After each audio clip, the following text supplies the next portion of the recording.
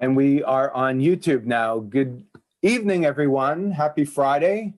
And welcome to New Ambassadors Theater Lab number 32, our last of the year. My name is David Adam Gill. I'm the Artistic Director for New Ambassadors Theater Company. And I'm going to right away throw this over to our host for this evening, Jeff Checkley, who is a founding company member. Take it away, Jeff. Hey everybody, how you doing tonight? My name, as David said, is Jeff Checkley. I'm a founding member, for those of you who don't know me, of the New Ambassadors. We have some great work for you tonight, and I very much look forward to seeing what everybody has to do and say. So let's get started. First up, we have Mark Hoffmeyer. His play is Sylvan Secrets. And Mark, is there anything you would like to ask the audience, any specific question that you're looking for, or would you just prefer basic feedback?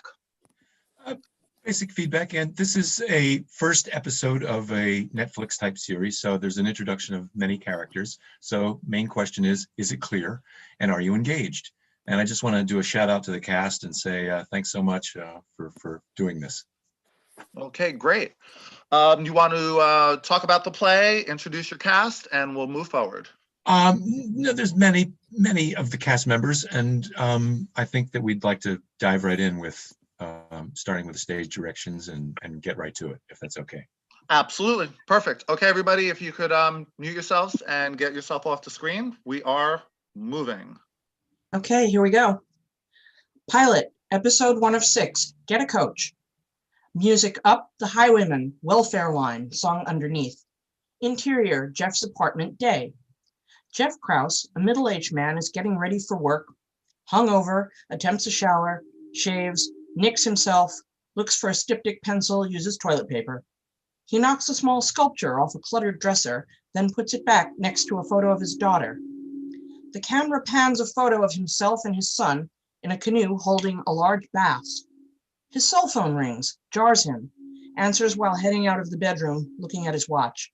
Yeah, Mel, on my way. Shit. Exterior highway, day. Jeff driving. Sign, entering Sylvania, Ohio, city of trees. Down Main Street into business district to low-rise industrial corporate office of Anodyne Technology. Sign on adjacent building reads, commercial space for temporary lease. Workmen are repairing the A, so sign reads, no dine. Interior pan from entrance, past admin offices, into C-suite of COO Bruce Charles. Bruce is standing while gesturing. Jeff is seated and listening and keeps mouthing, 25 years, man. Face reading, WTF. Parking lot, Anodyne. 2 people are walking toward their cars. Jeff and his colleague in HR, Melanie Javits. Bruce is a real dick, you know that. How long has he been speaking with offshore? I don't know. You knew, didn't you? Jeff, I swear. Christ on a crutch. What am I going to do, Mel? You really think I should go solo as a consultant? I think it's the perfect opportunity for you. You've always talked about it. Hey, I gotta go. Hey, join me at the VFW for a brew and a burger. Can't, Mother. Listen, get started on this. I'm serious. Mel, I need to talk to you. I think I know something they don't want me to know, and that's why Stop. You don't know that? And what would you do about it anyway? I don't know yet. In the meantime, you really think I should pursue this idea? Absolutely. You just need a little guidance. I know a guy. He actually does this for a living. He can help you get started. I'll hook you up. Does what? He's a professional business startup coach. He knows his shit, Jeff. I'll make the intro. A coach? Yes. Look, I have to go. Ask your fellow vets. They'll tell you. Talk to you later. Hey, you'll be okay. You have a lot going for you. She gets in her car and starts the engine. Most important for you right now, get a coach. See ya. She leaves. Transition song, Nobody Loves Me and Neither Do I, by Them Crooked Vultures. Exterior, VFW day. Jeff pulls into the lot. Vietnam stickers on 2 of the cars. Jeff's car has a Desert Storm sticker on his rear window underneath an Ohio State Buckeyes sticker. Interior VFW bar, day. Song by Journey, Don't Stop Believin'. Jeff enters, acknowledging the bartender, Javier. Jeff greets the two deans of the VFW bar, two Vietnam vets, Orange, 70, scruffy, and Agent, African-American, 72, shaved head, visible tattoos. Jeff greets Sandy, like Jeff, a Desert Storm veteran. Much high-fiving and jocular interplay. The tables in the bar are empty. Yeah, so that's the scoop. Come here, you. Give me a squeeze. How you doing, man? Hey, fuck the man. Damn straight. That's fucked up, homie. And not just your job. It's the morale factor. Everybody be thinking, shit, am I next?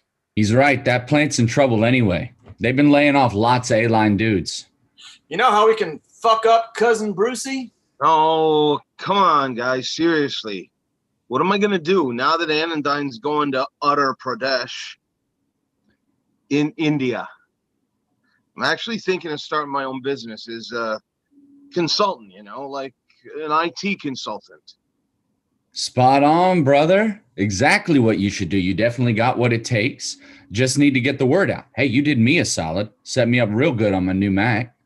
Yeah, but you will also need some help, some guidance, like a mentor or some shit, a coach. Yeah, and a fucking lawyer and a bean counter. Yes, a coach. That's right. He needs a good coach. Weird. That's what Mel suggested. She said she's going to hook me up with one, a professional. There you go. Stick it to the man. You be your own boss. You got the goods. You a computer fucking wizard, man. Taught me how to code, program. You can definitely do this. I'm getting high thinking about it. Agent looks at Orange and points to his watch. The two get up simultaneously and quickly get their bowling bags. New team in the league tryout. I hear these motherfuckers pretty damn serious, so we better be on our game, right? And no smoking the weed, asshole. Let's go. Hang in there, man. You be all right. People gonna pay for your expertise. You'll see. They exit. Yeah, I got faith in you, bro. You're going to make this happen. You honed your skills in the desert, right? Fist bumps him. No doubts. Off to the discount wars. He picks up his Walmart shirt and puts it on. Low price power, motherfucker! Sandy exits. Only Jeff and Javier remain. Music is now talking heads once in a lifetime. Hey, amigo, watch the bar for a few minutes. I got to go downstairs and do inventory before the after-work rush. You cool? No estás ocupado. Jeff watches Javier exit down the stairs. Subtly, the music changes from the talking heads to a very faint and scratchy Glenn Miller swing sound.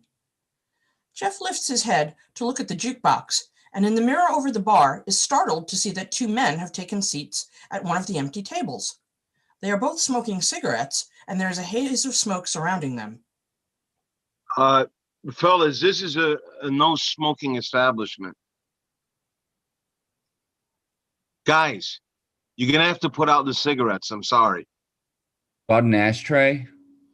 Yeah, well, maybe not. There hasn't been any smoking in a bar in some time now. Where are you guys from? Marines, Okinawa. Army, Belgium. You? Yeah, Army Combat Engineer, Desert Storm, Iraq and Kuwait. So you were based in Okinawa and you were with NATO HQ? Not too much combat there, I guess. Alan and Frank look at each other. Oh, no, we saw plenty of combat, more than anyone could imagine. Ah, well, welcome. I'm Jeff. Alan, pleased to meet you. You can call me Al. Frank, which is how I am. A little joke there. Pleased to meet you. Alan, youthful in appearance and energy. Military-style crew cut, pressed khakis with a smart blue button-down shirt. Frank is sitting in profile at the table, slightly older. He too wears tan khakis and a short-sleeved shirt with epaulets. Great. So, what can I get you guys to drink? The bartender's downstairs. I'm filling in. Yeah, beer. Same, thanks. Y'all got Carlin Black Label? Never heard of it. Nah, you pick, Jeff. You've got good taste. Okay. So I haven't seen you guys in here before. Nope. We're new in town. Oh, you looking for work? No, Jeff. Actually, we're here to see you. Me? Jeff can begin to see his own breath and is starting to shiver. I wonder if Javi turned on the AC. It's fucking freezing in here. We heard you were looking to get out on your own and start a new business. What the hell? How do you know that? Who are you guys? Listen, pal. We want to help you any ways we can. Any advice, favors, pep talks, motivation. We'll come around from time to time to check in with you. You know, Jeff, starting our own business was what Frank and I had always planned on, but we never got the chance. Yes, we were all going to be partners. But we think we can help you. Kind of like your own personal sergeants, you know? Jeff runs to the cellar stairs and shouts for Javier to come up. Hey, you have 2 customers. I'll be right up. Tell them to hold on. Tenga paciencia. Jeff turns around and, oddly, the men are no longer at the table, and he can no longer see his breath vapor. Javier is now at the top of the stairs, sniffing the air. Jefe, you've been smoking? These customers, ¿dónde están ahora? Jesus, they must have left. Bobby, you know 2 new guys named Al and Frank? Vets, nice, clean-looking guys, but kind of strange. Ever come in here? No, man, you're the only strange one. Loco. Javier goes back to work behind the bar. Jeff sits back down. The music has subtly changed back from Glenn Miller to the Steve Miller Band, Living in the USA. Interior office of Dr. Richter, Dean of Sylvania Community College. Dean Stephanie Richter, a formidable yet attractive-looking woman, looks at Allison Krauss up and down, standing in front of her desk. Allison Krauss sits as directed. Have a seat. How long have you been with us, Allison? Oh, let's see. A little over a year, I guess. Yes. At the same time your daughter enrolled here, I believe. Yes, I believe so. Maybe we need to have a bit of a powwow regarding Jamie, huh? She's not doing so well here, you know. I'm not only talking about her grades. What else are you referring to, Dr. Richter? Your daughter apparently lashed out at her teacher, was verbally abusive, then smacked a student in the face with her water bottle. Oh, wow. I'm so sorry. I'm sure it was provoked. She wouldn't do anything like that. I know that doesn't excuse her behavior. No, it does not. Are you aware this is not the first episode of what I would call unwarranted behavior? Allison nods yes. Well, nonetheless, she is currently at her local precinct getting booked for disorderly conduct and perhaps even assault. The girl has a broken nose. Her mother is upset, understandably. Oh my goodness. I'll call her father. He can get her. I'm so sorry, Dr. Richter. We can discuss punitive action upon her return. By the way, is that Reverend Sanchez in your office? What's he doing here? Oh, going over the program for Sunday's service. I'm on the planning committee. I know. I'm on the board of directors, you might remember. Right, of course. Also, he's been offering me some counseling. Good. Perhaps your daughter could use some of that spiritual counseling as well. That's all for now. I'll need those letters out later today. You may need to stay late to finish. Sorry for any inconvenience. The dean returns to her desk as her phone rings. She motions for Allison to leave. Close the door, please. Allison goes back to her office. A man is standing next to her desk going through papers. He is the Reverend Pete Sanchez, minister of the Sylvania Righteous Church of Jesus Christ. How do they look? Great. The hymn selections are perfect. Thanks for doing this. Oh no, it's my pleasure. And if you need someone to talk to with respect to your current situation, I'm at your service. Thanks, Reverend. Allison, is everything all right? Oh, just some trouble on the home front. Well, if you need to talk, you know where to find me. Thanks. I really appreciate that. And I'm really looking forward to your sermon on Sunday. I wish I were. See you there. Allison thinks a moment, then takes out her cell phone. Exterior, VFW parking lot, day. Jeff gets into his vehicle. His cell phone rings loudly. Wow. Allison scared the shit out of me. What? What do you mean? Listen, we need to talk. You're not kidding. No, I mean, we have to talk about our daughter. She's in trouble. We need to talk about us, Allie. I've been canned, outsourced. Oh, God. No. All right. But now we need to discuss Jamie. She's at the police station. Oh, no. What is it this time? She got in a fight at school and got caught selling drugs, I think. So, do I need to bail her out or what? Just come meet me at Starbucks in like 10 minutes. I'll talk to you there. You can just leave. Where's your boss, the lovely Dr. Stephanie? Please, Jeff, just meet me there in 10 minutes, okay? All right, but I really need your opinion about something, Allie. I've been thinking about. But Allison has hung up. Interior Starbucks, day. Jeff and Allison are sitting at a small table. Well, you picked a hell of a time to get fired. What? We all got fired. My entire department got sent overseas. Outsourced. I was in line for upper management slot before that dickhead decided to go to Bangalore on me to save money. I am sorry about that. You have no idea, but we have a more immediate problem on our hands. Now, that girl is going to be the end of us. Stop. It's just a trial separation anyway. Sorry. Let's stay on point.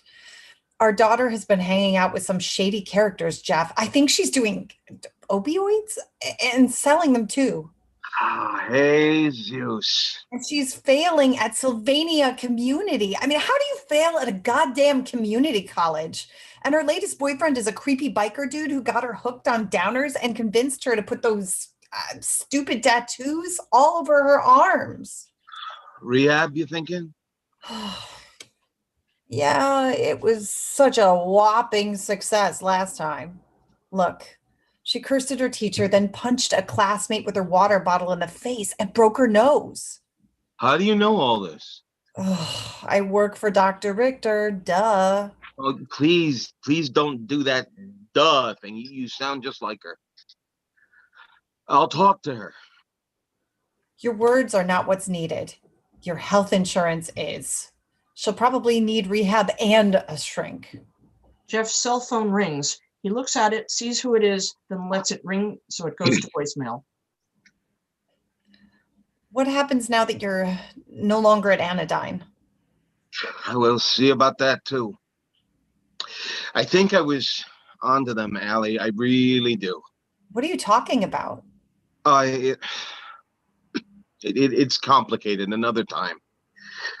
Listen, on another note, I've been wanting to start my own IT consulting firm for some time now. Maybe this is a catalyst. Look, I got a plan, and I'm good at the creative side. You know that. There's a market for it. A few geeks have even approached me about it already. I'll leverage my severance for startup costs and get extended coverage through my now ex-employer. What? Cobra? Are you kidding? Jeff, you need to get another, and you mean our severance, don't you? Oh, Jeff, is this another of your harebrained schemes? You don't have a clue how to start a company. Thanks for the vote of confidence. You don't. I'm sorry, but this is no time to be starting a new. I know you're great at the technical stuff and you have experience. It's just starting a business is a whole other thing. Look, I better get back to work and maybe sneak in a quick visit to Dad. Oh, no. What now? Nothing. Just checking up on him. He hit on a nurse the other day, apparently. Listen, Jamie is down at the station getting booked, I guess, for assault. Could you get her, please? Yeah, of course.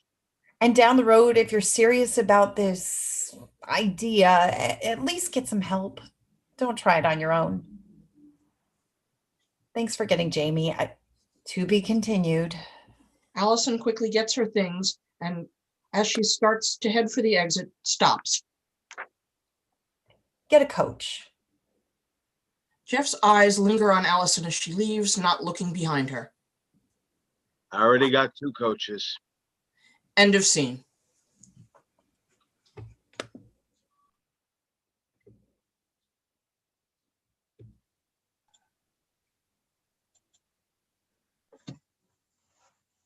Okay, that was great. Thanks, So, Dave. what were our popcorn moments? Things that you liked? Turns of phrase? Anybody left behind on anything? What are your thoughts? A water bottle in the hand.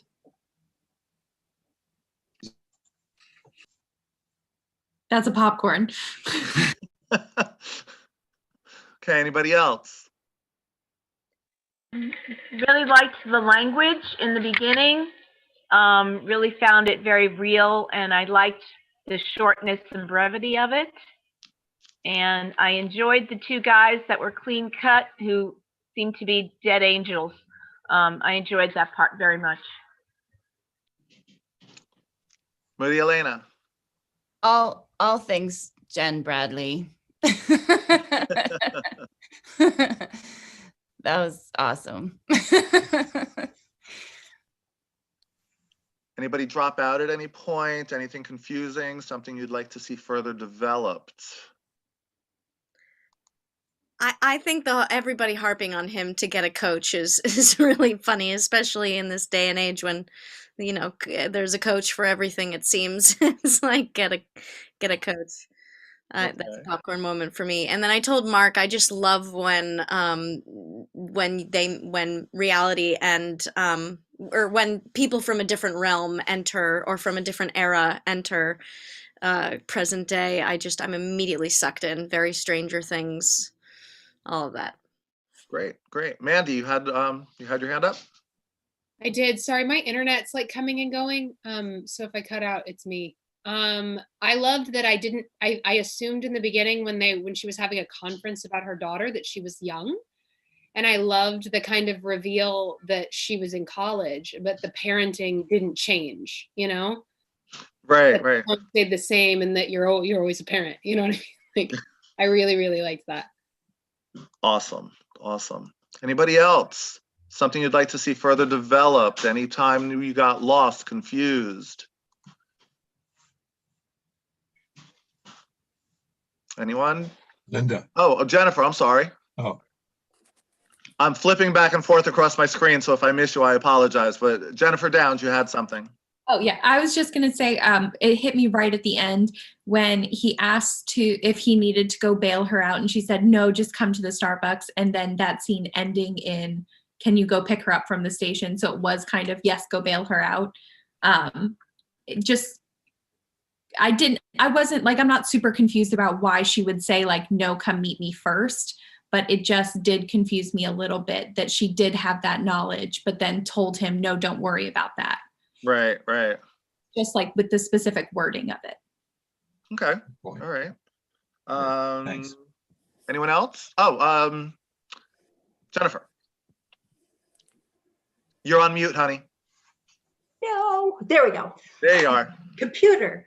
I wanted to say that I really appreciate the contemporary language that is used in this, along with the musical references that have been suggested, and even mentions of things like cobra and water bottle and things that are just very real and tangible right now. I thought it was a very good sense of time and place. Excellent, excellent. Anybody else? Anyone else? Mark, any thoughts, comments? Yeah, well done cast. Great readings. I was thrilled with all of them. I thought they were terrific. Awesome, awesome, that's great. Okay. Oh, Jasmine, you have your hand up, or? Oh, you were blowing a kiss. I was. David, I got you, looking okay. at something. I saw his hand. I'm just going to call him out. Got it. All right. David had a question. David Gill. Oh, David, I'm sorry. That's okay. No, I'm a sucker for the supernatural, and I did appreciate the changes in the temperature and the music in the bar when the two beautifully crafted characters that Josh and Chase played. That scene stuck out to me, as well as the scene with Jen, the Dr. Riker, I think her name is, and the mother, and the whole. My favorite line in that is, "I am on the board. You might remember."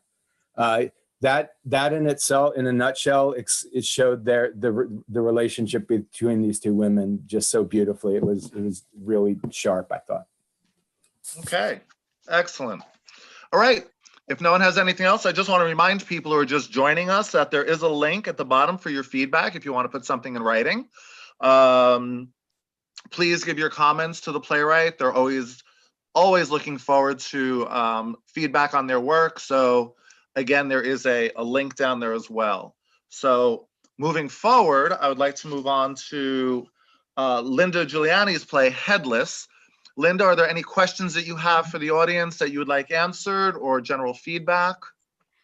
Open to general feedback. Okay, great. Thank you. Why don't you tell us about the play, introduce your cast, and away we'll go.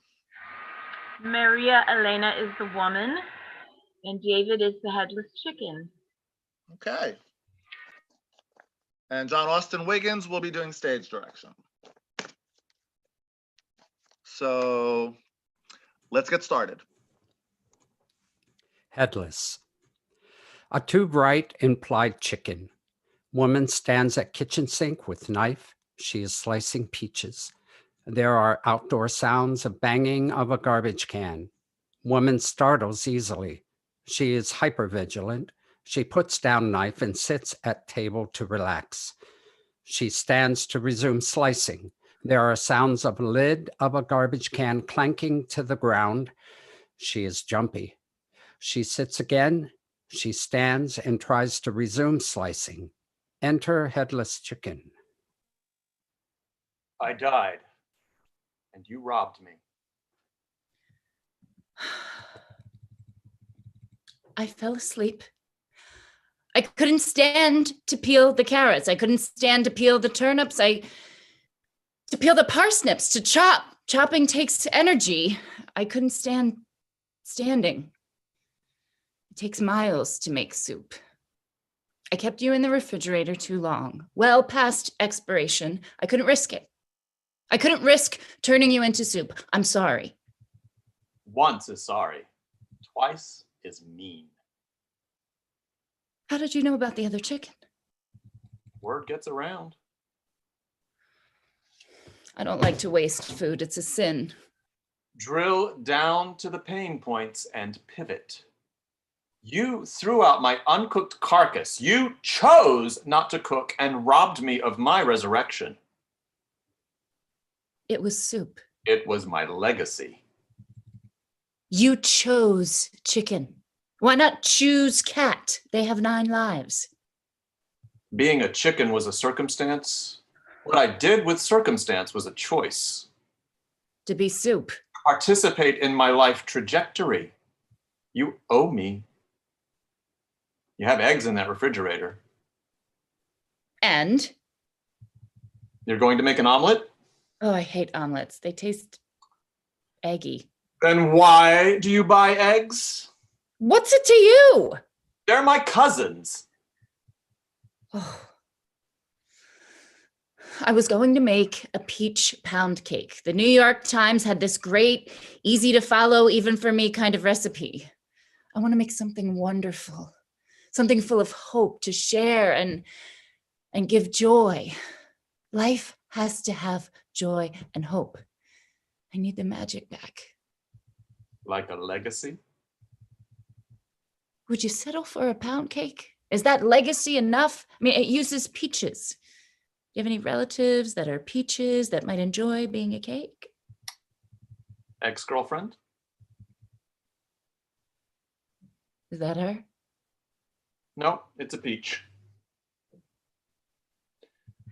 My cousins might enjoy being magical, not medicinal. Next generation always wants more, expects better, easier. What happens to you now? I don't know. I thought if I got in you, I'd live again, be a better me, a more realized me, not dead meat. I want you to know I made soup with all those other chickens I bought. I know. Well, doesn't that make you feel better? They were my parents, grandparents.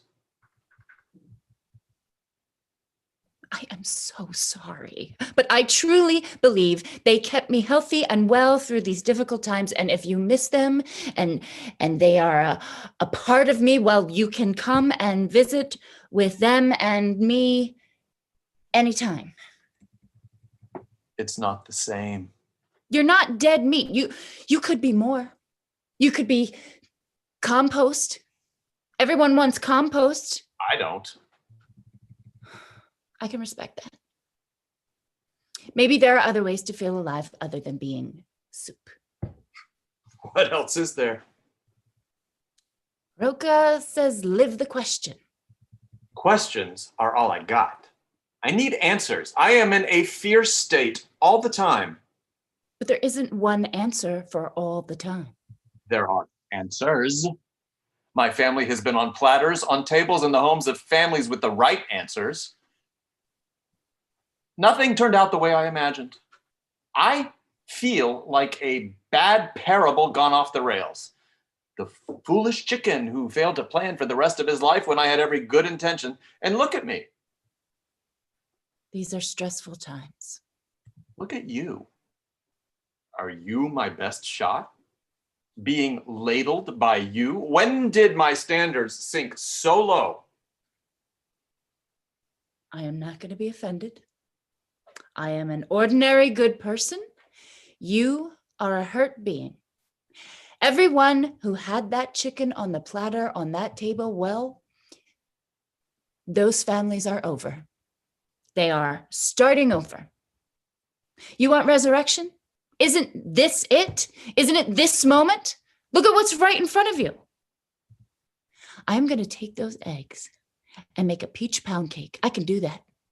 You decide. Roam and gloom or make what's in front of you happen. I'm headless. But still here. So there's got to be a purpose, some reason. I am a descendant of T-Rex. That's good, right? I would have eaten you. Okay, fair enough. I am full of carnosine. I have no words. Natural anti-inflammatory. It's why we are so good with colds. See? Wonderful qualities. And you? And I what? What's your purpose? Your magical joy thing you live for? I like what can't be seen, only felt. And I like to eat. I like it a lot. So you're a mess. Isn't that what makes us so improbable to love? Which is why when love comes, it's a miracle. So, has love come? Thank you for asking. Yes. No.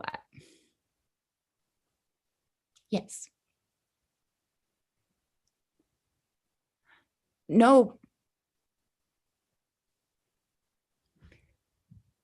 Yes.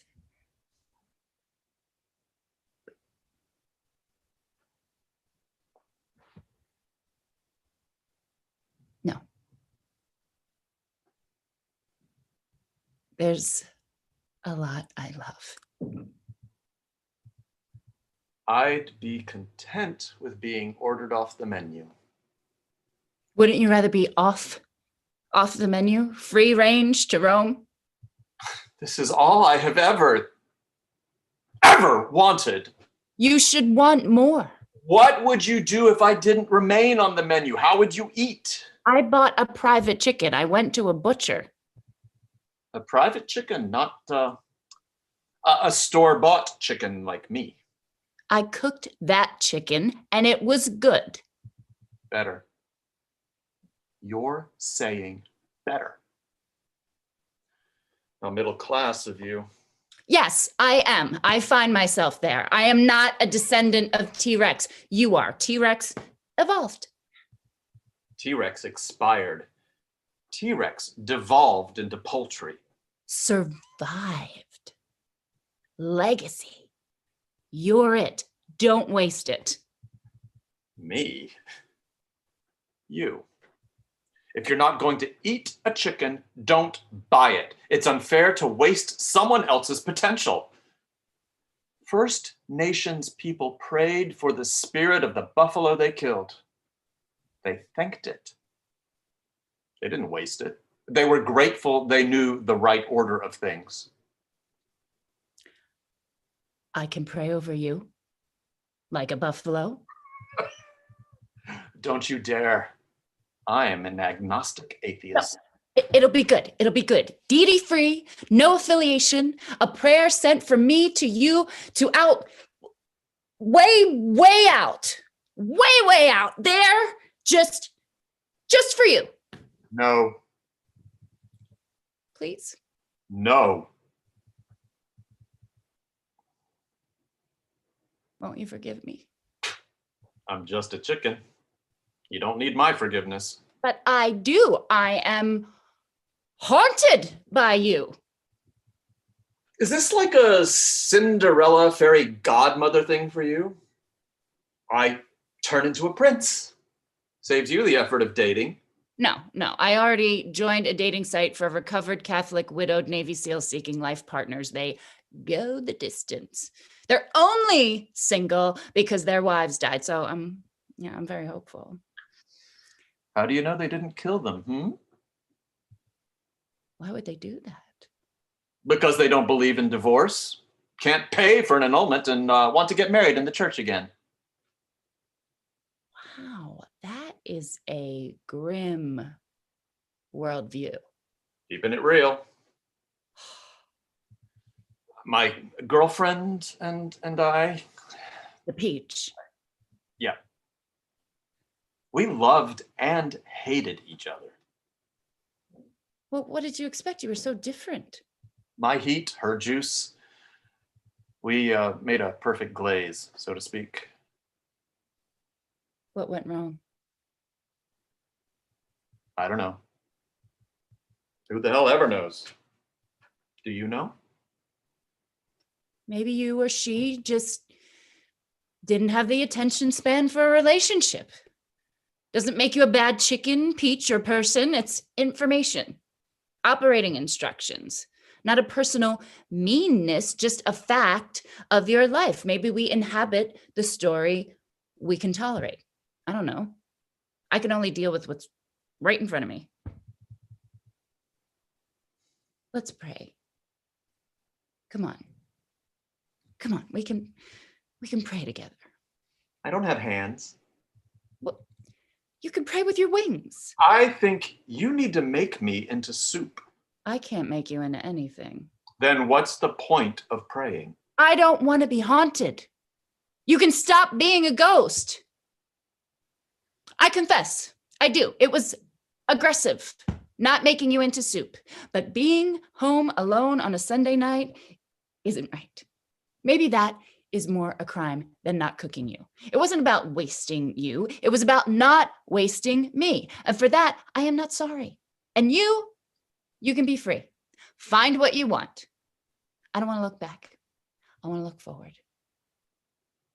Maybe something wonderful happens if we both let go.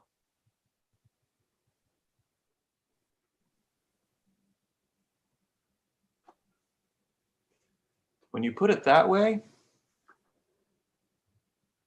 I am scared. And I am thrilled.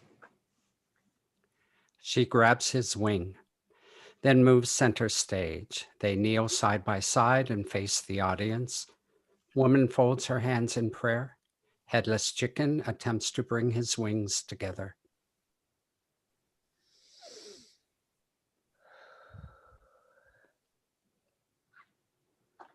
Let us pray. Blackout.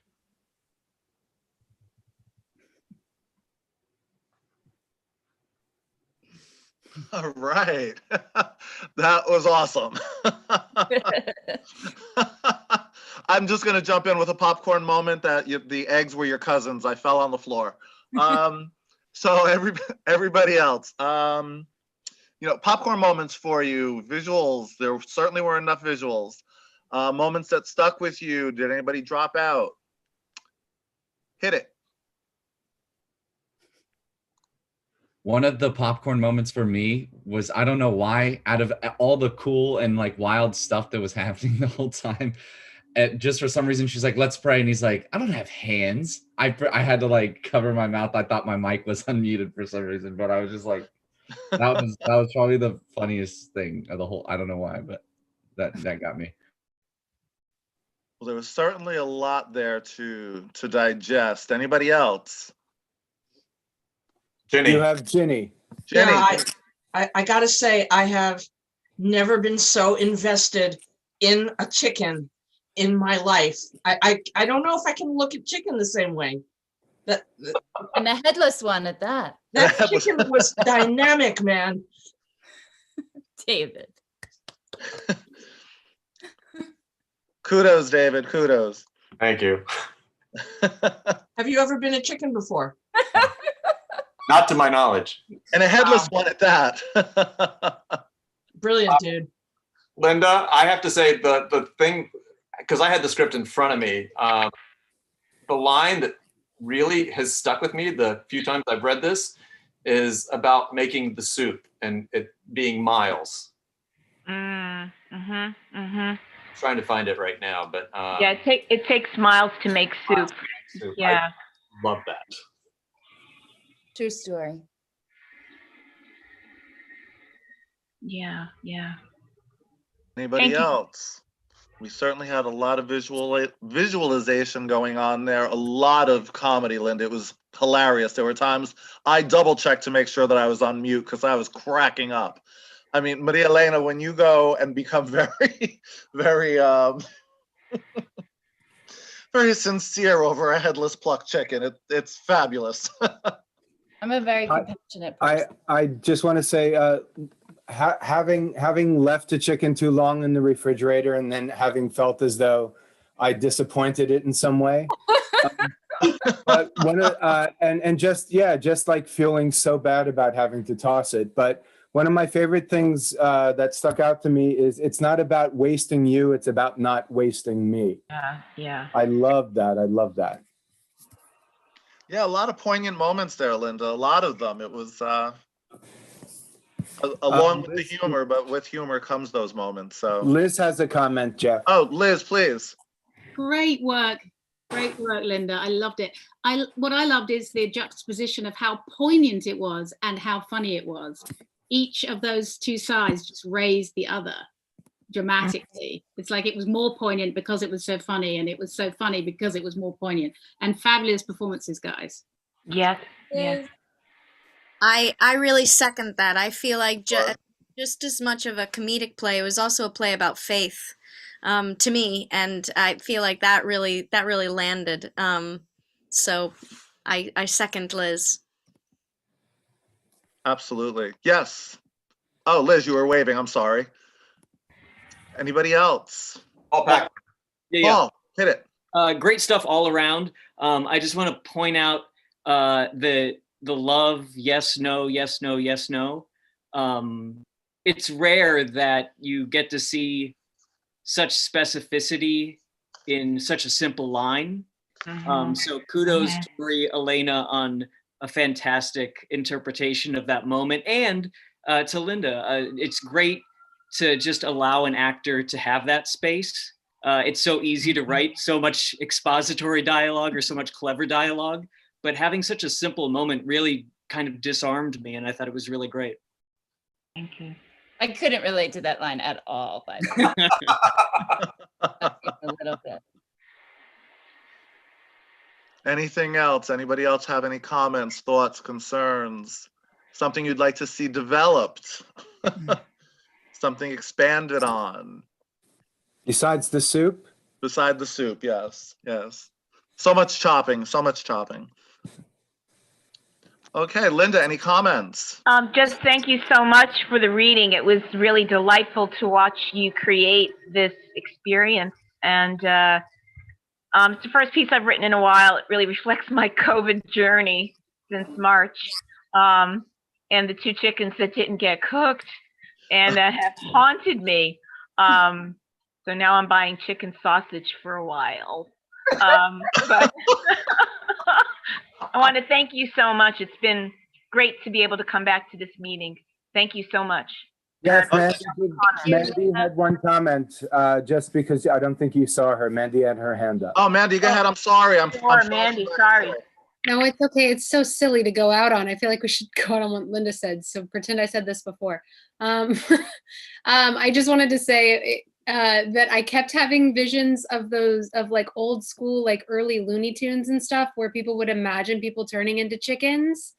And like those beautiful cartoons that used to be so funny but existential. Like I couldn't stop just imagining Maria Elena and David in a chicken suit with no head, just like a bone. Like, and some like, you know, I'm tired. I promise I'm sober.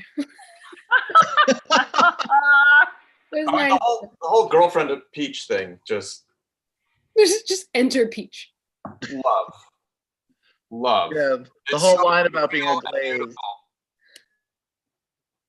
Linda, it was great. Anybody else? If I miss you, feel free to just jump in, because as I said, I'm scanning back and forth, and I apologize if I don't get to everybody, but you know, y'all could just jump in if you want. I'm keeping an eye out for you, Jeff, too. I appreciate that. Thank you. Okay. Well, again, for those of us just joining, so far we have had an amazing evening of talent and entertainment. You can post, there's a link at the bottom of your screen where you could post your comments. The Playwrights would greatly appreciate it, so please feel free. Post your comments, your thoughts. And anybody who is joining us as well, who likes what they see, if they would like to become more involved with New Ambassadors, this is my PSA moment, sorry guys, but if you'd like to become more involved with New Ambassadors, please jump on our website, contact David, and you know, we're always looking for volunteers, new members, what have you, so please feel free, join us. We're a great group, as you can tell, we're all very friendly, and you know, hit us up, you'll have a good time. So moving on to, yep, we're good. Moving on to our third play of the evening is a play by Jennifer Downs, John Pina Griswold, and Alex Harris. Their play is called Role Play. And Jennifer, John, if you'd like to tell us about it a little bit, introduce your cast. Sure, sure. It's a bit confusing because it's actually a film about a play. So this is okay. In a nutshell, it's a screenplay about a play about a dysfunctional theater group. So we're dropping you in about 25 pages into the screenplay. So I'm going to give you a little bit of a backstory of what you missed if you weren't in the last lab. Basically, we learned that Bruce Maxwell is staging a one-night-only immersive production of a play written by his late friend Charles T. Chambers, and that this is the playwright's final, previously unseen play that is supposed to be thought of as his suicide note that he wrote right before he took his own life. The play follows the real life events of their time together making plays back in the day, in which Charles's former lover and amazing actress Olivia O'Donoghue mysteriously disappeared in the middle of a production. So we're a screenplay centered around a play about a theater group. Some other things to know is that we have a reporter critic, Sandra. Sandra is here at the play, and she's here to end Bruce's career.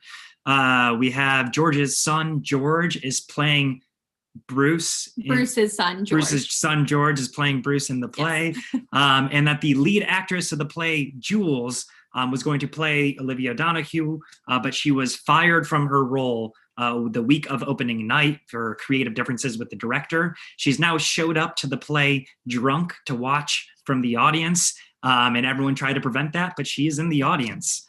And I would say that pretty much the last thing that we just saw is that the play just started and immediately crashed because it seemed like that the lead actress on stage, who was the understudy, was perhaps drunk, threw up on stage, and they closed down the stage and they kicked everyone out to the lobby.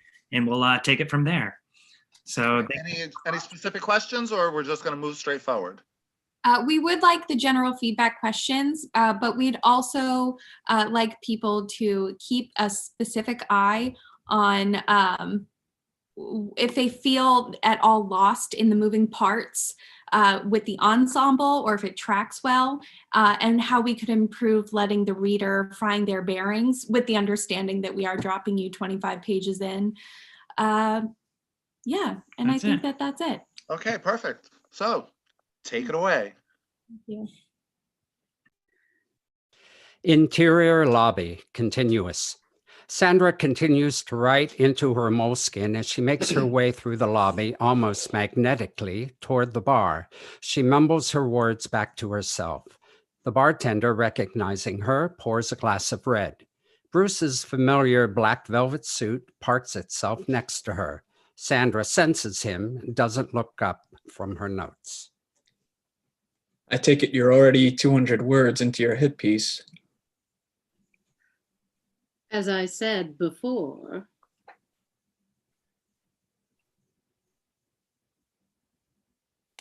I don't make judgments until the final curtain. Sandra, startled, looks to the source of the voice. Seated to her right is an actress playing young Sandra, her spitting image only 30 years younger. Young Sandra doesn't look up from her identical moleskin. These are just little reminders of how it felt in the moment, or smelled in this case. Cut the crap, you're loving this. Sandra turns to her left to see George dressed as young Bruce. A chance to really put a nail in the coffin of my career. He signals the bartender for a shot. Nonsense, that'd be a waste of perfectly good steel.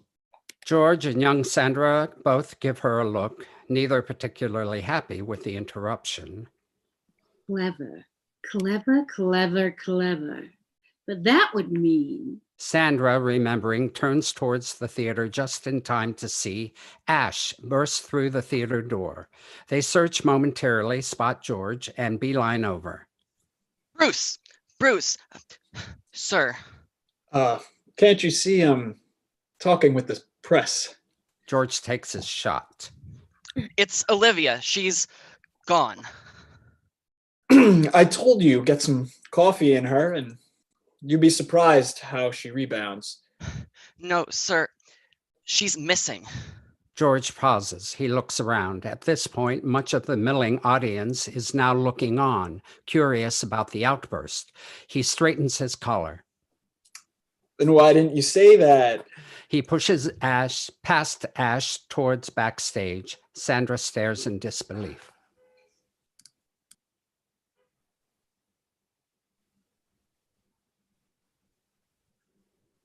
Another wine? Sandra and young Sandra both smile, eyes still glued to the action. They pick up their identical notebooks and pens. I think I'll switch to something stronger. Lights cut to black. Screams. Lights come up. The lobby is frozen in time. Audience members are caught mid-laugh. Janitor mid-sweep. A waiter mid-pour. Wine still draining from the frozen bottle into a quickly filling glass. The only motion comes from a few true audience members, Sandra, Jules, and the old woman included. They look around at the frozen crowd, stunned. An older man waves his hand in front of the face of a frozen guest he was just chatting with. No reaction. Welcome to the show. Spotlight on Sean Sumner, 20s, playing a young Charles T. Chambers, the man from the photo, the playbill, the legend. Please excuse that pitiful display earlier. Pandora's Promise wasn't exactly my magnum opus. Commission work rarely is. Sean walks through the crowd. Spotlight follows. He rescues the overflowing wine glass from the waiter, righting the bottle. But no, tonight's drama revolves around a much more modern tragedy.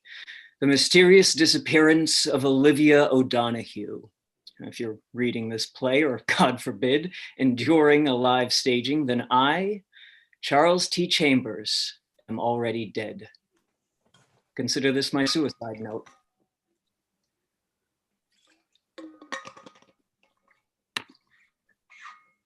You've no doubt gathered at this point that our evening will not unfold as my previous works have, start to finish, actors on their marks, audiences politely in their chairs. No. Tonight's argument, although urgently in need of telling, is unfinished. I will carry to my imminent grave my belief in the ability of good theater to tell hard truths. But my candle grows short and this particular truth eludes me. So I leave you with this: a tapestry of memories from a poor old drunk, a cast of talented, fallible actors embodying wine-soaked words, and a curious audience to sort the fact from the fiction. Watch, listen, participate if you desire, but please, I'm begging you, find out what really happened to Miss O'Donoghue on the night it all fell apart. I'd be eternally grateful. Blackout again. Crash of glass. Lights shoot up. Where Charles stood, a broken wine glass.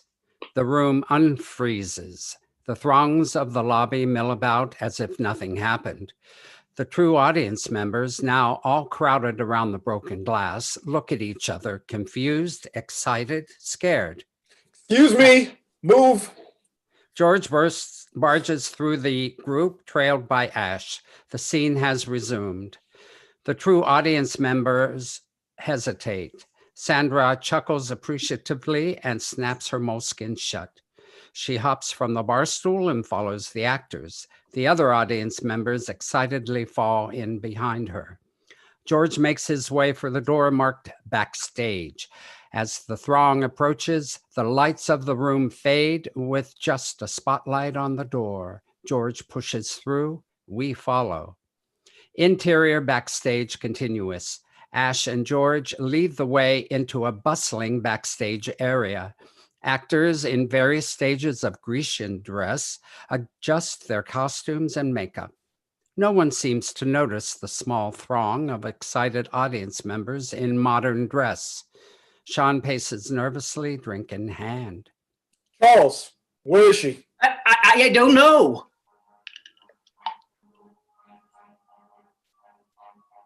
That's not an acceptable answer. Charles, What do you want from me, Bruce? She was on stage, then she was vomiting, then the curtain shut and no one could find her.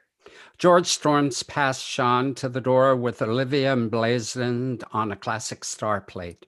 He bursts through the door. Everyone follows. Interior, Olivia's dressing room continuous.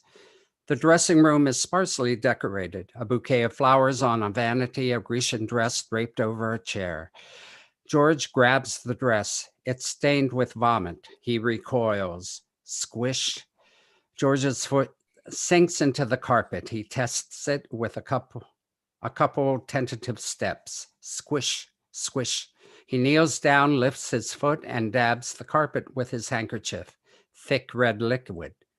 Ash gasps. The audience members titter excitedly. Everyone out. Bruce, is that Out! Lock the blood? door. Bruce. What? George rounds on him. Sean puts a friendly hand on his shoulder. We have to call the police. We will. We will. After the final curtain. Until then, I want the understudy ready in stage in 5. And not a word uttered about this. As he speaks, Sandra drifts toward the bouquet on the vanity. There is a note. Insert reads, "Leave it all on the stage tonight." She pockets the note. Fuck the show, Bruce. Olivia could be injured or... Save it, Charles! I have it on good authority that you were the one buying drinks this afternoon, so your concern, as always, comes a little too late, friend. I have a half-baked show to save. You find her! George bloats past Sean and storms out of the room. Sean looks around helplessly. His demeanor changes. He addresses the audience directly. Not our finest moment, Bruce and I, but the stage is set, as they say. The players are with their roles. The narrator, reliably unreliable. There's enough confusion to go around, so I'll beg you one more indulgence from you all. He claps his hands twice, looks to the door. The audience follows his gaze. The Greek chorus stands silent, imposing, their hollow eyes staring at the audience members. They seemingly float into 2 parallel lines, creating a corridor. I have trouble keeping faces straight these days. I need to know who I can trust. The chorus produces white theater masks. Sean gestures for the audience to process through the lines. They do tentatively. The chorus adorns each passing audience member with a mask. Sandra scribbles in her notebook furiously, annoyed at the mask for momentarily blocking her vision. Jules is last to the door. It shuts in her face before she can pass through. She rounds to see Dana with her hand on the door. Bruce a pace behind her. Hey, what the fuck? Dana locks the door. Look, I paid for my ticket, same as the rest, which is fucking exorbitant, by the way. Jules, we are not kicking you out. Oh. Okay. Good talk then. I'm just gonna rejoin the crowd before the audition scene. I'm really curious to see how Marie is going to pull off my monologue. So Bruce shares a look with Dana. What's that look? Marie is missing. Jules. Marie is, she's missing. Keep it down. Yeah. Bruce checks himself. He knows that was a bit much. He settles on pacing impatiently behind Dana. Jules nonchalantly produces a hip flask. She slowly unscrews the cap. I'm sorry, but if this is some sort of bonus meta content just for me, I'm flattered, but I'm just here to support my friends in the cast. So I'm just This isn't a joke. She's gone, Jules. She just disappeared. Yes. During the disappearance bit.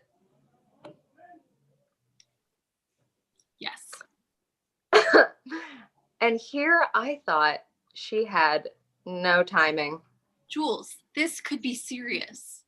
Right, no, I'm sure. But with each passing moment, I'm seeing less and less how this is my problem. So we were hoping that you would take a step back and come in for the role while we try to find her. Oh. oh, this is good. Hold on, let me let me think about it. Jules takes a long drink. Bruce is seething. Okay. Oh. Really? Yeah. If he asks me. Jules levels Bruce with a glare. He did. He asked. We're asking now. No. I want to hear it from him. Ask me to take the role. Dana looks at Bruce. Bruce to Dana. Would you do us the honor of stepping in for Marie? Jules stares at him, blinking. Please? Yeah, sure, fuck it. Jules finishes the drink. After all, the show must go on and on and on. For a moment, Jules locks eyes with Bruce. He freezes. A moment passes between them. Jules breaks the gaze, turning casually to Dana. My costume still in the same place? Dana nods. Jules walks briskly away. Okay, so that solves exactly one of our mounting problems. Bruce is lost in thought. That was too easy. Well, let's not look a gift horse in the mouth. We're going to have to readjust all of the lighting. Equity will pitch a fit after what we went through to fire her in first place, and all of the costumes have already been resized. Bruce isn't listening. He stares out after Jules. Interior, Bruce's office, night. Bruce anxiously drags from a vape pen while leafing through Charles' original manuscript as if he's looking for a clue that explains the suspicious happenings. He quickly slips the weighty material under a pile of signed NDAs as he hears a knock on the door. The door swings open, revealing Connor, who doesn't wait for a response. Sir, the usher team completed the preliminary sweep. No sign of our damsel yet. Eli follows close behind Connor. Actually, damsel refers to an unmarried woman, while in fact both Pandora and Marie have husbands. Eli is yanked backwards by his walkie holster as his enormous ring of keys catches on the handle. Insert one key, greenish in color, comes loose and falls onto the floor, lands softly on the greenish carpet, blending into it. Eli doesn't notice. Whoop. Oh, that's unfortunate. Sorry, y'all. Let me just... It's quite an elaborate process for him to get himself unstuck.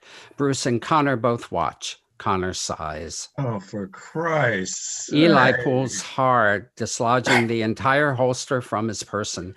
The walkie holster hangs from the door handle. Eli takes position beside Connor like nothing just happened. Connor and Bruce stare at him. Eli looks at Connor. What? I have trouble with keys. God help me. You two are a regular Rosencrantz and Guildenstern. Respectfully, sir, it is an insult to include Eli in any conversation of that masterwork. Silence! I don't care if your legion of nitwits has failed. You will not. Find her at any cost and bring her to me immediately. They nod obediently. As they leave, Eli grabs his walkie belt as Connor's eyes fall on a 90s posters from the wall collage. Olivia poses dramatically on stage. Bruce tracks this as Connor turns back to face him. Sir? What? What if we can't find her? Then you failed. Should we call the cops? And say what? Exactly. Isn't it a bit, I don't know, it's just feels like Something's afoot. Connor rips into Eli with a glare for saying what he was tiptoeing around, but Connor is surprised to see that Eli, surely for the first time ever, has Bruce's attention. Continue. I felt in the dressing room when I was putting on my socks, like maybe this play has its own raison d'etre. You don't even know what that means. And we are at the end of its string, unknowing puppets. This lingers for a moment. Then Bruce, as if furious that he's indulged Eli for even a fleeting moment, lashes out. Just find the girl. But what if she's not here? She's somewhere! Damn it! Hard cut to under the stage, a long row of wooden floorboards with 3 missing in the middle. These floorboards support the hardwood of the stage above. We faintly hear actors performing and shoes stepping. With each step, specks of dust emit from the old floorboards, traversing through the dark, moist air down into a large pipe. We follow the dust down through the dark pipe. Interior storage room continuous. The dust emerges from the other end of the pipe that hangs down from the ceiling. We float with it until we are looking down at a large plastic mat, like a stunt person would use, in the middle of a wooden floor in a dark, windowless room. The floor around the mat is covered in dust, and the mat has clearly been positioned directly under the large pipe. We hold on this image as we begin hearing desperate cries and loud banging off camera. We pan across the room. A headless mannequin, old costumes, wigs, shoes, prop weapons, dentures, a stuffed cat, all caked with dust like it has been touched in years. We land on Marie. At the door to the room, distressed, cursing, crying, hammering with the heavy duty padlock with a hard plastic mannequin head. It's no use. She gives up and screams. We float back up into the pipe, back into darkness under the stage. We emerge from the pipe and float up to where the 3 floorboards have been removed until we are back on stage, where the masked audience members are led onto the now unadorned stage by a chorus member. They look out into the amphitheater, taking in the bright lights and dazzling new perspective. From behind them comes a slam of a dozen standard black theater chairs, simultaneously hitting the boards behind them. Again, the Greek chorus has materialized, tucking each audience member into a seat. Center stage stands an actor, 20s, a poor young thing shaking with nerves. My name is Lindsay Wright, and I'll be reading for Lady Caroline. Not without enunciation, you won't. George sits front row with a clipboard. Sean sits at his side, script in one hand, coffee cup in the other. He looks a disheveled mix of stress and hangover. Can you please wait until the first rehearsal to intimidate our actors? This is our 5th cattle call in as many days. You worry about the words. I'll worry about the talent, or lack thereof. The actor can clearly hear this. Should I still read the monologue? Are you confident it would make up for this poor first impression? No. Then you have your answer. Thank you for this opportunity. Crestfallen, the actor rushes from the stage. As they do, they thrust the script into the hands of a masked audience member. Next! Sean winces at his booming voice. The masked audience member looks around confused. Yes, you. You've got 5 seconds to say something that resembles a monologue. A hand on the audience member's back shoves them forward. Their momentum carries them to center stage. I I'm not sure what I'm supposed to do. I thought you weren't supposed to see me or touch me. That person just touched me. You're standing on a fabled Broadway stage, and the only thing you think to say is you weren't supposed to see me. What the hell kind of actor are you? I'm not. Read the monologue. The audience member snaps to attention. Their hands fumble with the script. They meekly rush through the lines. What do you mean you can't see us together? I'm not asking you to imagine an alien world. Just close your eyes, wrap your arms around me. Next! The audience member gladly takes their leave and instinctively passes the script off to the next audience member, who's equally terrified. Interior wings, continuous. Jules stares out at the flailing auditions from the wings. Yeah, not so easy, is it, fuckers? Impatient fingers snap in her face. Jules turns to see Dana shoving a coffee cup towards her. Drink it now. Jules groggily reaches out for it. As she does, a stagehand zips the back of her dress. Jules looks back at her. Hey, what you doing back there? Hey, focus. Dana tilts the coffee cup with a finger, forcing Jules to sip. She gulps the hot liquid. Jesus, it's scalding. Are you awake? I'm drunk, not narcoleptic. Fuck. Jules shoves the drink back into Dana's hands. Do you know what scene this is? Yes, the when you say the words, the audition, the audition, the audition. Do you remember your lines? Aren't there sides? Jules. Jules pats Dana's face twice. Don't you worry, your pretty little smug, perky piece. Next! And this better be good. That's my cue. Jules slaps her own face a couple times, shakes out her body, stretches her jaw, and struts onto the stage. Interior theater continuous. Center stage is the old woman, and now in her mask, giving a surprisingly rousing rendition of the monologue. Just close your eyes. Wrap your arms around me, baby. And know Thank you. how I'm not done. Yes, but how do I put this? You're not the right type for the role. Not by a few decades. I respectfully disagree. The old woman marches back to the other actors. Okay. Next up on the chopping block is... George spots Jules center stage. Genuinely surprised, he stammers. Are you lost? Miss?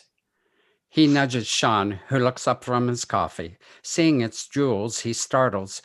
They both look into the wings. Dana gives them a keep going sign. I'm fairly certain I'm exactly where I'm supposed to be. Jules is an entirely different person. Composed, sharply attuned, Sean and George stare. Your name? Olivia O'Donoghue. Are you sure? I think I'd know. The audience members at the back of the stage perk up. Clearly, something is amiss. George looks back to Dana. Dana again signals for him to continue. Well, Ms. Donahue, would you mind reading the monologue? What do you mean you can't see us together? Another transformation. Jules, as Olivia, is now a completely distinct third persona. The sides she holds hang at her side. I'm not asking you to imagine an alien world. She looks straight into Sean's eyes. Just close your eyes. Wrap your arms around me, and whatever kind of comfort you feel, focus on that, Charles. We're not... David, the line is focus on that, David. Jules doesn't take her eyes from Sean. She answers to him. Sure, but it is you, isn't it? Names and places changed just to protect the, well, not so innocent. Jules smiles and freezes. The room freezes again. Again, only Sean and the audience still move. She was right, of course. She was always right in the most direct and cutting way possible. She had a way of lacing private barbs into public declarations, invitations too. The room unfreezes. Cute. Well, in any case, I think we've heard enough. You have the part. That's ludicrous. And not your decision, Charles. It doesn't matter. She's exactly right for it. No, she's better than it. Sean stands. He downs his coffee. I have to rewrite, but yes, Bruce, the old play is dead. I'll have a script for you by Monday. He puts his coat on quickly. Charles. Sean walks from the room. He takes out a small notebook from his coat pocket and begins writing. Charles! George whips around, glowers at Jules. When do rehearsals start? Sean doesn't look up from his notebook, but yells as he exits the theater. Tuesday. As the door closes, we float up above the auditorium, the masked audience members and George becoming smaller and smaller, continuing on beyond an ornate chandelier. Interior stairwell continuous, and find Connor and Eli marching up the stairs that lead to the roof. I am a professionally trained actor. Well, I what's deserve she better gonna be than doing this. up here? I am not an errand boy. I mean, I don't think worthy she's of a respect smoker. And love. My art Have you has ever- value. This play will Have not you ever be hot girl to my smoke? pinnacle. I'm sure you haven't. This play will be a fart in the wind of my creative journey. Do you smoke? You seem like a smoker. I mean, my uncle had lung cancer, or was it brain? I don't know, but it might have been both, honestly. They push open the door to the roof of the theater. They emerge onto a vast surface of loose brick squares and piping, looking over the industrial Brooklyn for miles. The door shuts behind them hard. They walk around purposefully, watching their step over the loose brick, looking everywhere. Marie is nowhere. Let's go, damn it. Eli is on his knees and bent over a large pipe halfway in. Eli! Eli pops out of the pipe, shrugs. Connor reaches the door, turns the handle. It doesn't move. He turns it again. Locked. Give me the keys. Eli hands the large key ring over sloppily. Connor tries one key after another, Eli getting nervous. None of them work. He jiggles the handle harder and harder. No use. He looks to Eli, whose face goes pale. Where is the key, Eli? The roof key? I don't know. Those were the I was given one set of keys. Everyone has a roof key. Eli, it's a distinct key with green rubber shit around it. Where is it? I didn't know it locked. I didn't even know there was a roof. I told you I have trouble with keys. Give me your walkie. Eli does. Connor turns it on, muttering under his breath. It crackles as he turns to the right channel. It beeps. Connor for Dana. We have a situation on the roof. They both listen with bated breath, just static. Dana, do you copy? We have a situation. The walkie makes a final crackle, then turns off abruptly, dead. He throws the walkie as far as he can off of the roof. He collapses on the brick, head in his hands. Eli watches Connor unravel. Burdened with guilt, pained for his friend, Eli looks around as if for help. His eyes find the building across from them. It looks deceptively close, even though no one outside of extreme parkours would ever consider jumping. He goes over to the edge, Connor not looking up, and stares at it. I can make it. Connor doesn't react. Eli turns to him. I can make the jump. Connor looks up. Eli quickly preparing his jump. What jump? Are you out of your fucking mind? Jesus! Eli is already running towards the edge. Connor springs up and sprints over to stop him. As Eli's momentum takes him closer and closer to the edge, his face registers what a grave mistake this was. He tries to slam on the brakes, but his footing slips on a loose shingle. He's about to fall to his death when Connor swoops in and grabs him. Both men standing right on the edge, looking down some 60 feet. Both of them genuinely terrified at what could have been. Christ, man. What are you thinking? Sorry, I don't know what I was. I just wanted help. I feel awful. They slowly step back from the ledge and gather themselves. But when Connor tries to let go of Eli and separate, he can't. They're face to face in an uncomfortable embrace. What are you doing? Yeah, sorry. I think it's. They look down and notice their usher pins are terribly entangled. They wrestle around trying to push apart. Get off of me! I'm not on you.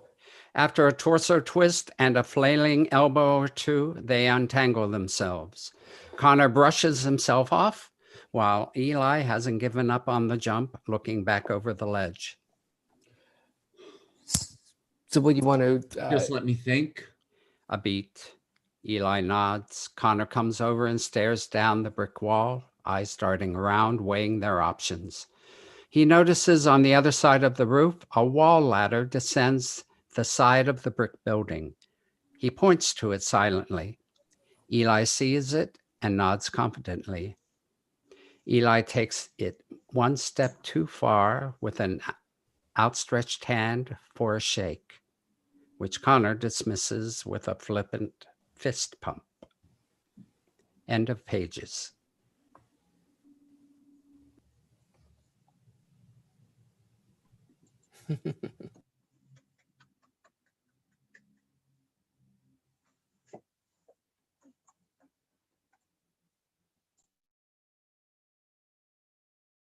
I'm not unmuted. Oh, here we go. Okay.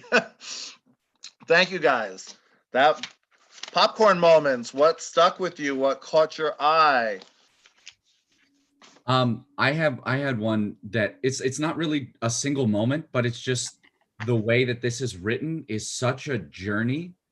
Even just reading it, you can sort of visualize so clearly, like the track for the camera. Even I'm just like watching it with a lens when I wasn't, reading myself, and I just thought like so well written. I think genuinely, it was like a journey where you're just like one of those French films where it's like one take for 20 minutes and it's fantastic. That was how I felt like listening to other people. It was great.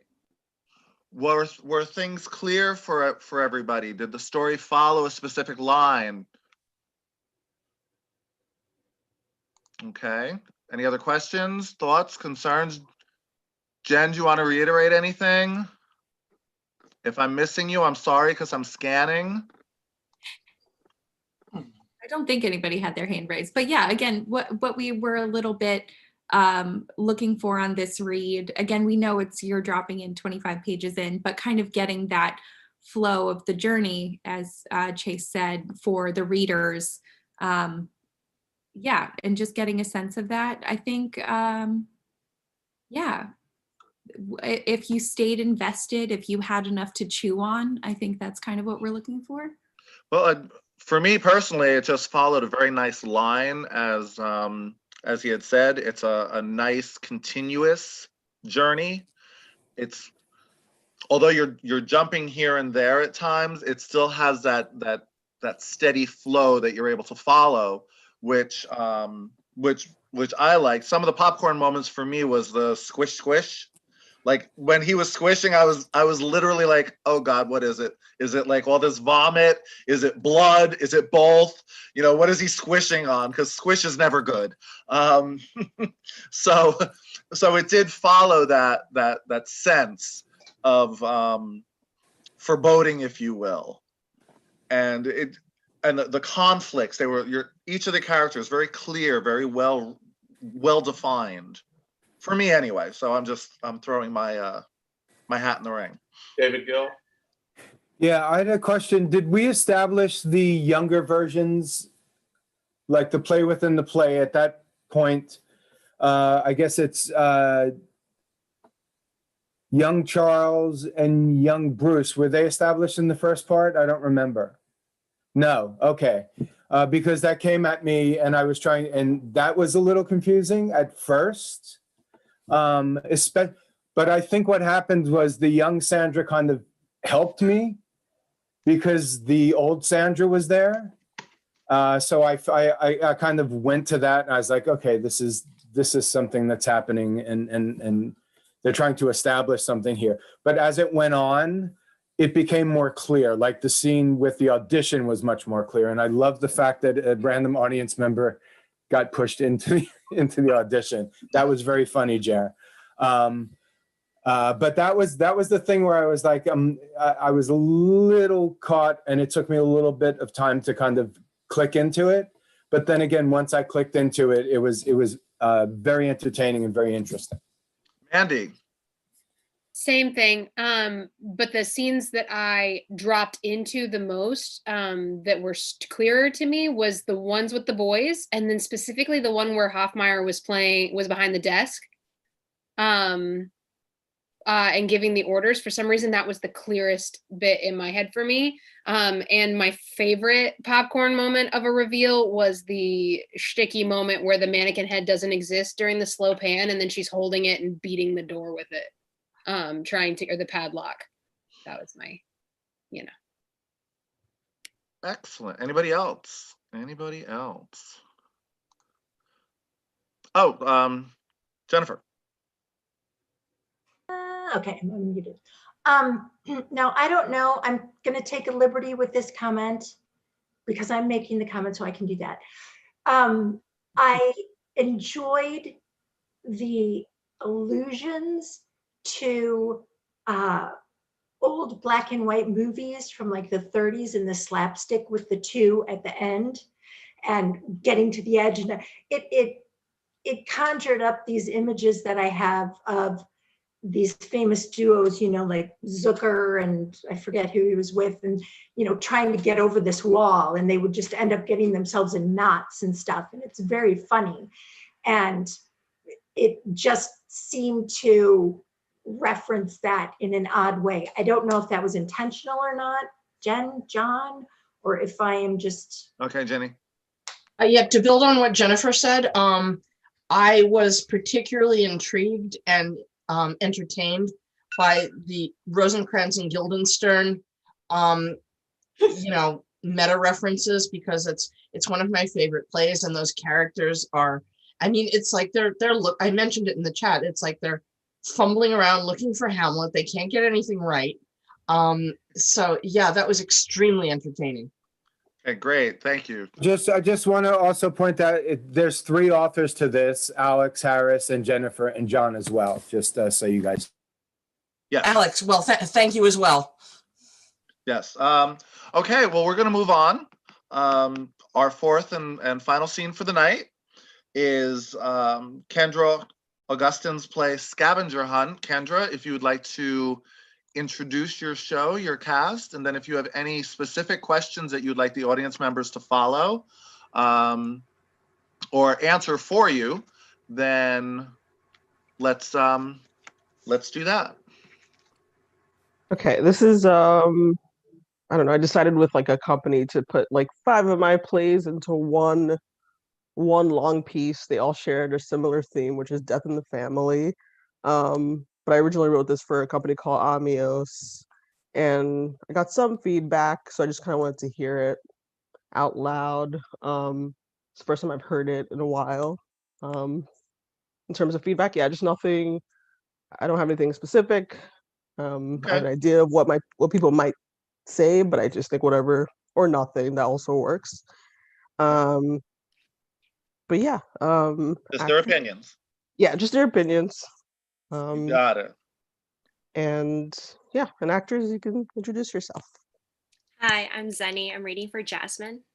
Hi, I'm Ari. I'm reading for Raquel. And I'm Evan. I'm reading stage directions. and the Mysterious Man. Okay, let's get started. Scavenger Hunt by Kendra Augustine. Location: a makeshift obstacle course in the backyard of Jasmine and Raquel's childhood home. Jasmine enters by doing a tumble. Raquel follows with a cartwheel. She accidentally crashes into Jasmine. Raquel has a piece of paper with her. Hey, look before you leap, okay? Where's the fun in that? The fun in that is us not crashing into each other. Raquel stands up and gives Jasmine a hand so she can get up. If Mom didn't want us to crash into each other, she probably wouldn't have put in the letter that we should enter the backyard in a non-traditional way. Yeah, leave it to her to send us on a scavenger hunt on an obstacle course. In the backyard of our childhood home. Just to figure out what she left us in her will. I wish, just for once, she could have been serious. I remember when you used to not be so serious. And then Dad disappeared. Jasmine goes over to Raquel to look at Mom's instructions. Okay, so it says here to find the will, we must pay attention to the dings, the rings, the rhymes, the notes, and the ghosts from the past for clues. What? Gosh, aren't you guys excited about this adventure as I am? I just hope that this adventure leads us to great fortune. That would be a fun surprise. But it'd also be a game changer, wouldn't it? To find out Mom had a secret piggy bank hidden under a cupboard filled with years of tips from entertaining the rich. In her will, we'd find out that she didn't want to tell us because she wanted us to remain humble. Think of what we could do with the money.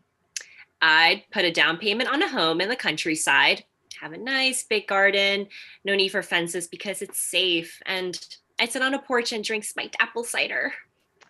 I'd move to Rottnest Island in Australia and live among the quokkas. What? Quokkas are the happiest animals on Earth. Why wouldn't I want to live among them? Don't they also drop their babies on the ground to distract predators? Oh, sometimes you gotta let go of the things you love if they weigh you down. Well, you weigh me down. Oh, you just admitted you love me. Raquel notices something in the distance. She heads toward it. Where are you going? It's a bell. She bends down and taps on it, perhaps an obnoxious amount of times. Jasmine catches up. Enough. Jasmine picks it up and notices a piece of paper attached to it. Look, a note. Jasmine removes it from underneath the bell and reads it aloud. Dearest loves, in the blink of an eye you will see the one who broke my heart yet brought you nearer to me. This bell represents the call of love. My darlings, with or without him, you have and always will be enough. That's beautiful. But what does it mean? The bell represents the call of love. With or without him, you are enough. Who's him? My love is as a fever longing still for that which longer nurseth the disease. Feeding on that which doth preserve the ill. The uncertain sickly appetite to please.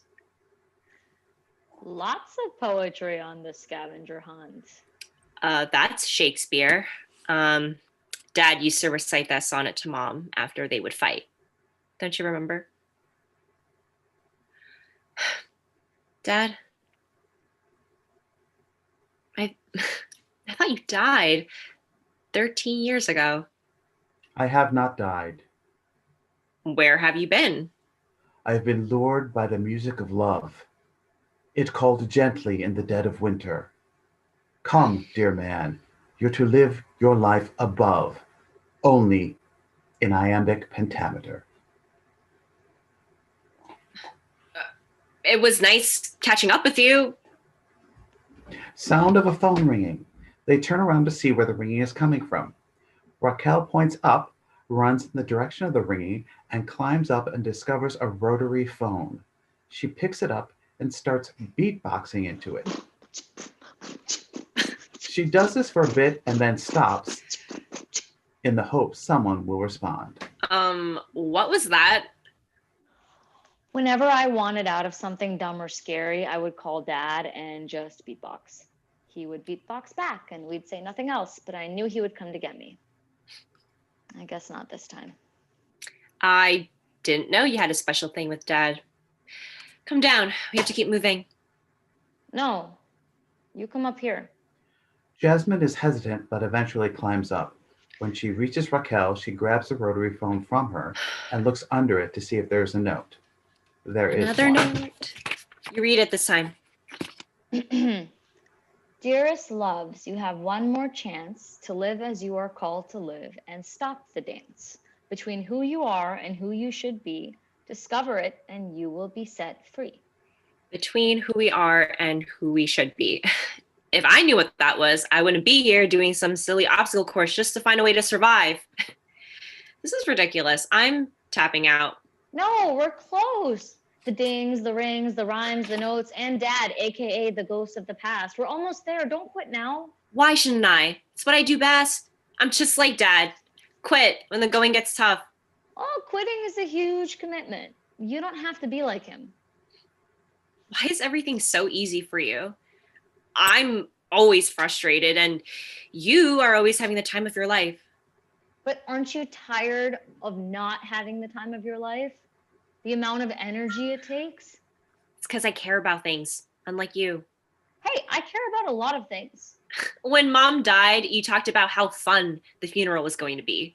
Because that's what she would have wanted. She was a fun woman. And I'm not?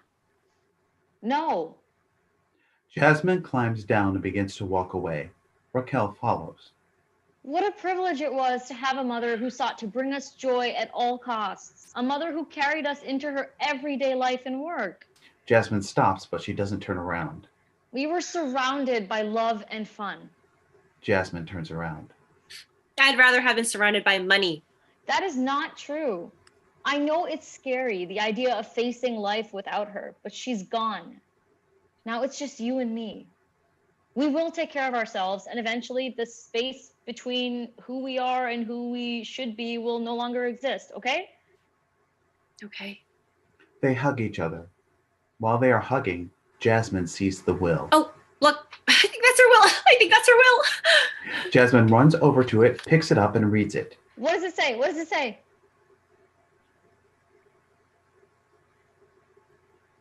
Jazz, what does it say? It says that she had no money left. In fact, they'll be taking away everything. We have nothing left. I'm sorry. I think you were right earlier. Being frustrated takes a lot of energy and I don't want to exert it anymore. I'm tapping out for real this time. I'm gonna start a new life as a hollow shell and nothing will hurt anymore. Jasmine walks toward the exit. Jasmine, wait. Jasmine stops but does not turn around. Raquel looks around at the obstacle course and looks all that's left and then runs after Jasmine. What am I waiting for? I don't want to be sad anymore. Maybe we could be hollow shells together. After a bit, Jasmine holds out her hand, perhaps without turning around, and Raquel takes it. They run off together. End of play. All right. So, what are our popcorn moments? Good job, guys. Moments that stuck out, things you would like to see expanded. Thoughts, comments? I had a popcorn moment about the sorry, I didn't mean to cut anybody off. I saw you raise your Nope, hand. you didn't, you're fine. I had a popcorn moment. So like a lot of times when you know, these characters can be like they don't have their expectations very high and you think, oh, they're gonna find the will, and then that's like it's gonna be okay. But when you find it in like the pessimistic characters' expectations are correct, I definitely didn't expect that personally. So I just thought that was like a really like touching moment and like a nice turn to have, that everything didn't work out okay. I felt that was unfortunately relatable, but I just was like, that is a nice moment. Like that was a really good moment to sit in for a second. Okay, anybody else? Jenny? You're muted. Not anymore. I always love a play where the dead manipulate the living. I think that's such a fun concept. And the fact that the mother played these two to essentially the right end, I think was a stroke of brilliance. So and very well read and well acted, and that was a lovely little piece. Linda and then Jennifer. I loved the sister relationship and the exploration of it. I loved the non-traditional entrance into the garden. And I thought there was a really important question of who are we without our parents? And what relationships do you now have to create again? And I love the inflated dreams they had at the beginning of what could become a transformation for them. And I thought there was something really sparkly about the dreams and fantasies they had. And I would love to see a little bit more toward the end about what they discover about themselves without their parents defining them. I thought it was a wonderful exploration of grief. Excellent. Jennifer? I was going to piggyback on what Linda and Chase said, in that I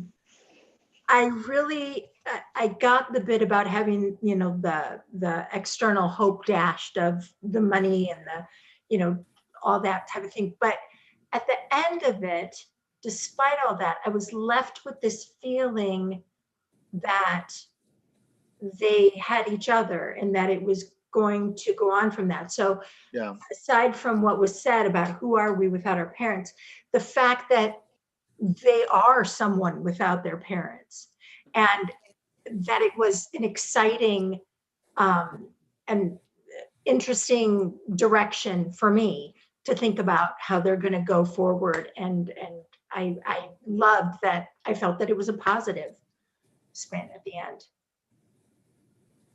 Excellent. Mandy? Anybody else? Mandy has Mandy. Hey, Kendra, I had just a couple of questions that I think are related. I was curious about how old they were. Forgive me if it was said and I missed it, but they seemed, it ties into my second question, because to me, I got a real kind of girlish vibe, like they were younger, maybe in their teen years, or even maybe adults playing kids. And this ties into my second one about how if a mother could do something that vastly like manipulative and stuff, it feels like they maybe would have had some type of heads up from their life from her, and they walked in with such exuberance and joy, even like living in the tasks they were given, and the the tree and the cartwheels and things like that. So I was curious if that was a symptom of because they were younger and they don't have all of that yet, or if they were, it left me a little confused. David Gill. Yeah. Kendra, I like the piece very much. I'm not sure if it was meant to be this way. I think at least this is how I saw it, and I think Jen picked up on it, that they ended up inheriting themselves, each other, which is when you have family at the end of it, it doesn't matter if you don't have money. I got that as a positive when even though the ending felt very kind of down to me. But there was something I had a question about, and I think it has something it might tie into what Mandy was saying, is that Raquel says we were surrounded by love and fun our entire lives.